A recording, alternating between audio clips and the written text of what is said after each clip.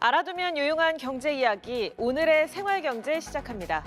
근육통에 좋다고 광고하는 크림이나 스프레이를 온라인에서 쉽게 구매할 수 있는데요. 과학적으로 성능이 검증되지 않았는데 마치 의약품인 것처럼 광고하는 사례가 많아 주의가 필요합니다. 우주연 기자입니다.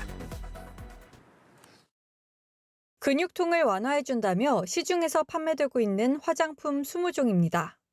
뿌리는 마그네슘과 같은 문구를 강조하고 있고 운동 전후 사용하면 효과를 볼 수 있다고 설명합니다. 하지만 이런 광고는 과학적 근거가 없는 것으로 나타났습니다. 식품으로 섭취하는 필수 영양소인 마그네슘의 기능성을 화장품에까지 확대 적용할 수 있다는 과학적 근거는 부족합니다. 소비자원 조사 결과 조사 대상 화장품의 85%는 소비자가 의약품으로 오인할 우려가 있는 부당 광고를 하고 있었습니다. 소비자원이 시정을 권고해 17개 중 16개 사업자가 표시 광고를 수정 삭제했고 1개 사업자는 판매를 중단했습니다. 게다가 일부 제품에선 표시된 마그네슘 함량과 실제 함량 간 차이가 컸습니다. 5개 제품이 마그네슘 함량을 강조해서 표시 광고하고 있었는데 실제 함량은 표시 함량의 3.7에서 12%에 불과했습니다. 겉으로 보기에는 근육통 완화 효과가 있는 제품들처럼 보이지만 이 제품들은 모두 화장품에 해당합니다. 근육통 완화 효과를 원하실 경우 약국에서 판매하는 일반 의약품 제품을 구입하시길 당부해드립니다. 소비자원은 식품의약품안전처에 근육통 완화 표방 화장품에 대한 점검을 요청하기로 했습니다. 연합뉴스TV 오주연입니다. 정부는 오는 6일부터 20일까지 15일간을 설 명절 우편물 특별소통기간으로 지정하고 비상근무 체계에 돌입합니다.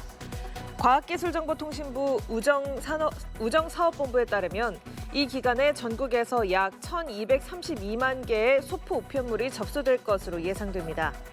하루 평균 154만 개로 작년 설과 비슷한 수준입니다. 우정사업본부는 전국 24개 집중국과 3개 물류센터를 최대로 운영합니다. 우정사업본부는 설 연휴 우편물 정시 배송을 위해선 어패류, 육류 등은 아이스팩에 넣어 포장하고 우편 번호와 주소, 연락처를 정확하게 써야 한다고 당부했습니다. 서울의 인구 순유출이 35년 만에 가장 작은 규모로 줄어든 것으로 나타났습니다. 오늘 국가데이터처의 국내 인구 이동 통계에 따르면 지난해 서울에서는 2만 7천 명이 순유출됐습니다. 서울은 높은 주거비 부담 등으로 인구 순유출이 계속되고 있는데 최근 인구 유출 규모가 줄어들면서 지난해에는 1990년 이후 35년 만에 가장 적은 수준을 기록했습니다.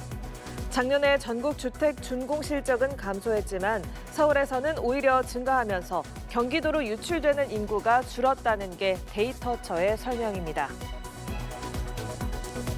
앞으로 비수도권이나 인구 감소 지역 거주 아동은 기존 10만 원에 더해 매달 5천 원에서 2만 원까지 아동수당을 더 받게 됩니다.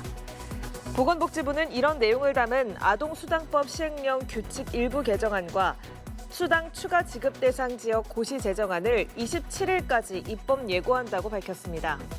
또 인구 감소 지역 중 지방시대위원회의 균형발전 지표와 한국개발연구원 예비 타당성 조사 낙호도 평가에서 공통적으로 낙호 지역으로 꼽힌 특별지역에는 매달 2만 원을 더 줍니다. 복지부는 입법 예고 기간 중 국민 의견을 수렴한 뒤 개정안을 확정할 예정입니다.